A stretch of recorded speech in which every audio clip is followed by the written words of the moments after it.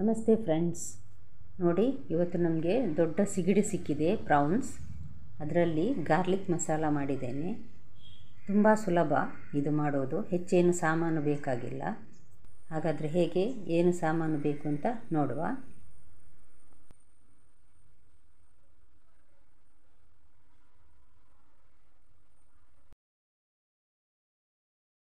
ಇಪ್ಪತ್ತೈದು ದೊಡ್ಡ ಸಿಗಡಿ ಇದೆ ಇದರಲ್ಲಿ ಪ್ರಾನ್ಸ್. ಅದಕ್ಕೆ ಅರ್ಧ ಚಮಚ ಅರಸಿನ, 1 table spoon ginger garlic paste, ಅರ್ಧ ಲಿಂಬೆಹಣ್ಣಿನ ರಸ ಮತ್ತು ಸ್ವಲ್ಪ ಉಪ್ಪು ಹಾಕಿ ಚೆನ್ನಾಗಿ ಮಿಕ್ಸ್ ಮಾಡಿ ಒಂದು ಅರ್ಧ ಗಂಟೆ ಇಡುವ ಮ್ಯಾರಿನೇಟ್ ಆಗಲಿಕ್ಕೆ.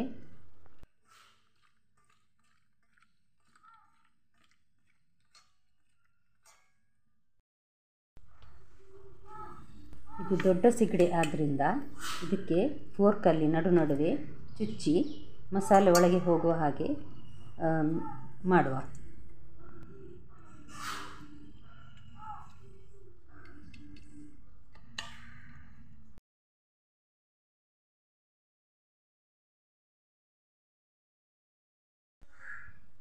ಈಗ ಉದ್ದ ಮೆಣಸು, ಖಾರಕ್ಕೆ ಬೇಕಾಗುವಷ್ಟು ಬ್ಯಾಡಗಿ ಮೆಣಸು ತಗೊಂಡಿದ್ದೇನೆ ನಾನು. 2 ಉದ್ದ ಮೆಣಸನ್ನು ಈ ರೀತಿ ಗ್ಯಾಸಿನ ಒಲೆಯಲ್ಲಿ ಸುಟ್ಟು ಬಿಸಿ ಮಾಡಬೇಕಾಗ್ತದೆ.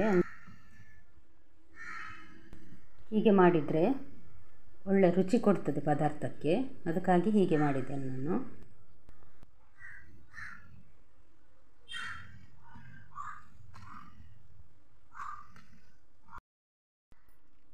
ಇದು 2 ಮೆಣಸು ಕೂಡ ಈಗ ಒಳ್ಳೆ ಕ್ರಿಸ್ಪ್ ಆಗಿದೆ.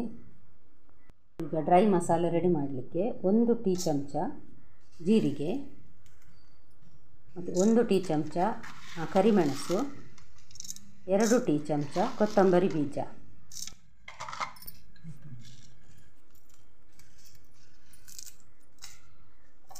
ಮೆಣಸನ್ನು ತುಂಡು ಮಾಡಿ ಹಾಕುವ.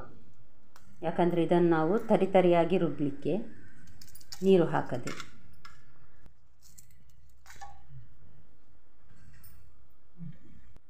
ಗಾರ್ಲಿಕ್ ಮಸಾಲ ಅಂದಮೇಲೆ ಬೆಳ್ಳುಳ್ಳಿ ಬೇಕು.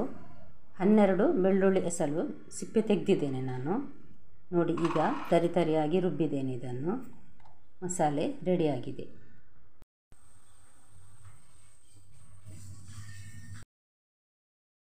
ಇವಾಗೊಂದು ಅಗಲವಾದ ಪಾತ್ರೆ ತಗೊಂಡಿದ್ದೇನೆ.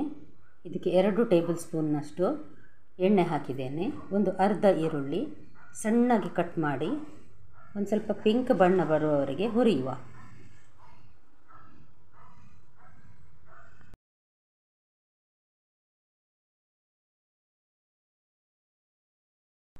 ಮೀಡಿಯಮ್ ಹೀಟಲ್ಲಿ ಹುರಿಬೇಕು. ಮ್ಯಾರಿನೇಟ್ ಮಾಡಿಟ್ಟ ಸಿಗಡಿಯನ್ನು, ಪ್ರಾನ್ಸ್, ಅದನ್ನು ಈಗ ಇದಕ್ಕೆ ಹಾಕಿ ಹೈ ಹೀಟಲ್ಲಿ ಹುರಿಯುವ. ಯಾಕಂದರೆ ಇದು ಈಗ ಸಿಗಡಿ ನೀರು ಬಿಡ್ತದೆ ನೋಡಿ, ಹಾಗಾಗಿ ಹೈ ಹೀಟಲ್ಲಿ ಇಟ್ಟರೆ ಉರಿಯಲ್ಲಿ ನೀರು ಬೇಗ ಆರ್ತದೆ, ಅದಕ್ಕೋಸ್ಕರ.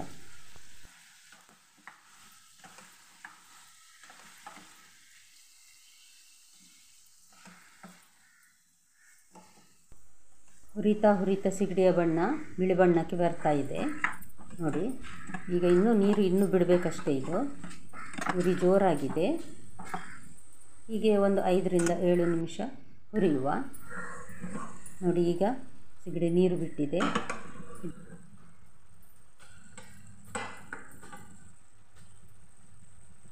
ನೀರು ಸ್ವಲ್ಪ ಕಡಿಮೆಯಾಗುವವರೆಗೆ ಹೀಗೆ ಬೇಯಿಸುವ.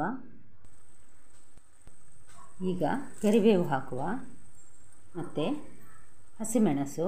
ನಾನು 1 ಹಾಕಿದ್ದೇನೆ, ನಿಮಗೆ ಖಾರ ಜಾಸ್ತಿ ಬೇಕೆನಿಸಿದರೆ ಹಾಕ್ಬೋದು.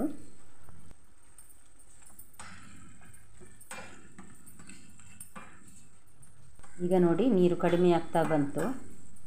ಇನ್ನು ಮಧ್ಯಮ ಉರಿಯಲ್ಲಿಟ್ಟು ಇದಕ್ಕೆ ನಾವು ರುಬ್ಬಿಟ್ಟ ಮಸಾಲೆ ಹುಡಿ ಇದೆ ನೋಡಿ, ಬೆಳ್ಳುಳ್ಳಿ, ಕೊತ್ತಂಬರಿ ಎಲ್ಲ, ಅದನ್ನು ಹಾಕುವ.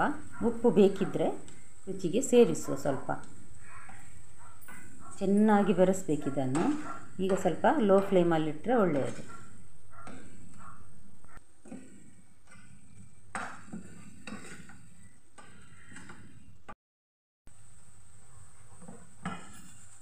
ನೋಡಿ, ಈಗ ಪ್ರಾನ್ಸಿಗೆ ಮಸಾಲೆ ಚೆನ್ನಾಗಿ ಹಿಡಿದಿದೆ. ನೀರು ಕೂಡ ಪೂರ ಕಡಿಮೆಯಾಗಿದೆ. ಈಗ ನೋಡಿ ಆಯಿತು. ಈಗ ನಮ್ಮ ಪ್ರೌನ್ಸ್ ಗಾರ್ಲಿಕ್ ಮಸಾಲ ರೆಡಿಯಾಗಿದೆ.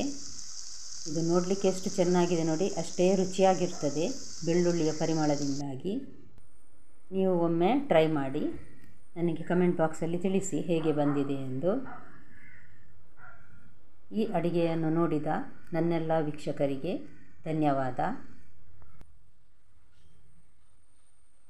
ಹಾಗೆಯೇ ಸಬ್ಸ್ಕ್ರೈಬ್, ಲೈಕ್ ಮತ್ತು ಶೇರ್ ಮಾಡೋದನ್ನು ಮರಿಬೇಡಿ. Thank you.